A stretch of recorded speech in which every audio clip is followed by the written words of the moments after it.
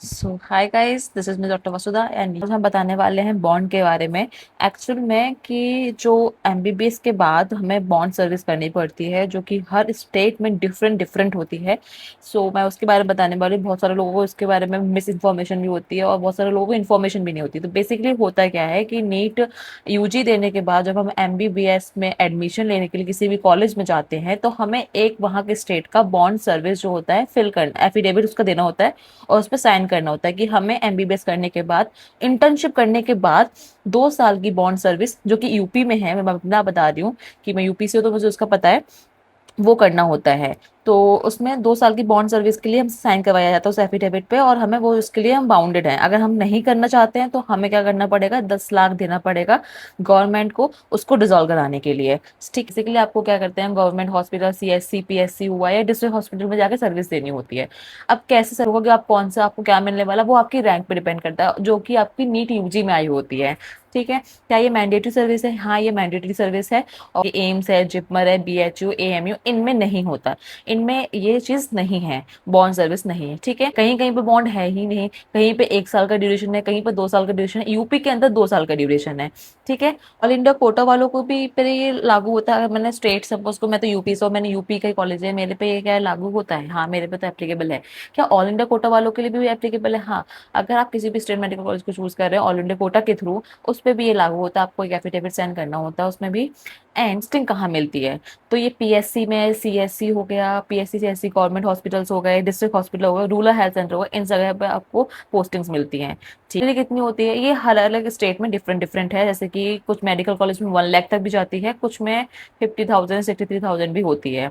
और ये PSC CSC पे भी डिपेंड करता है कि जैसे पीएससी सीएससी पे आपको 63,000 तक मिलती है, और अच्छे medical college, state medical college में आपको 1 लाख तक भी चली जाती है।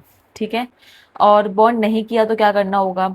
तो आपको एक बॉन्ड अमाउंट भरना होता है। जैसे कि यूपी में तो 10 लाख है कि आपको वो भरना होगा। ठीक है। सेकेंड थिंग है, ऑल इंडिया कोटा के थ्रू मेडिकल कॉलेज उठा रहे हैं और अगर अनरिजर्व नहीं है, कैटेगरी है आपके पास, तो उनके लिए बहुत इंपॉर्टेंट पॉइंट है, ध्यान से सुन लेना। कि अगर, एग्जाम्पल के लिए, कोई दूसरा स्टेट का बंदा ऑल इंडिया कोटा के थ्रू यूपी का कोई कॉलेज उठा रहा है, ठीक है, उसके पास यूपी का डोमिसाइल नहीं है क्योंकि वो यूपी का रहने वाला नहीं है, और उस वो अनरिजर्व में भी नहीं आता, वो कैटेगरी वाला बंदा है। ठीक है। तो वो बंदा जो होगा, अगर जब बॉन्ड के टाइम पे जो मेरिट लिस्ट बनेगी, तो उस टाइम पे उसको क्योंकि उसके पास डोमिसाइल नहीं है यूपी का, तो उसको अनरिजर्व की रैंकिंग के अकॉर्डिंग ही उसको, मतलब उसकी रैंक को रखा जाएगा। मतलब उसको कैटेगरी, उसकी जो कैटेगरी में जो रैंक थी वो यहाँ पे मैटर नहीं करेगी। यहाँ पे क्या होगा, वो उसको अनरिजर्व की तरह ही ट्रीट किया जाएगा उसकी रैंक को। होगा क्या कि अगर मैंने ऑल इंडिया कोटा के थ्रू किसी दूसरे स्टेट कॉलेज के मेडिकल कॉलेज को उठाया और मेरे पास उसका डोमिसाइल नहीं था, मेरी रैंक मेरी कैटेगरी में बहुत ऊपर थी, लेकिन जब मैं वहां गई और बॉन्ड सर्विस भरा और मेरी मेरिट लिस्ट बनी, तो उसमें अनरिजर्व की तरह मुझे ट्रीट किया जाएगा और मेरी रैंक अब नीचे आ गई। अब मुझे मिलेंगे पीएससी सीएससी, जहाँ पे मेरे को जाए तो फैसिलिटीज के अकॉर्डिंग रहना मुश्किल हो सकता है वहां पे। एक यहाँ यहाँ ये वाली प्रॉब्लम भी आ सकती है, और दूसरी चीज ये होती है पीएससी सीएससी में अमाउंट भी कम मिलता है, तो ये दूसरी प्रॉब्लम भी हो सकती है। के अलावा एक और पॉइंट है कि जब वो बॉन्ड के बाद में को बॉन्ड में अनरिजर्व की तरह ट्रीट किया जा रहा है, तो अब पीजी में भी, आफ्टर पीजी, यानी कि जब पीजी करेंगे, पीजी के एग्जाम के दौरान, अब अगर उस बंदे को ही स्टेट में अगर कॉलेज लेना होगा, आपको ऑल इंडिया कोटा के थ्रू भरना पड़ेगा।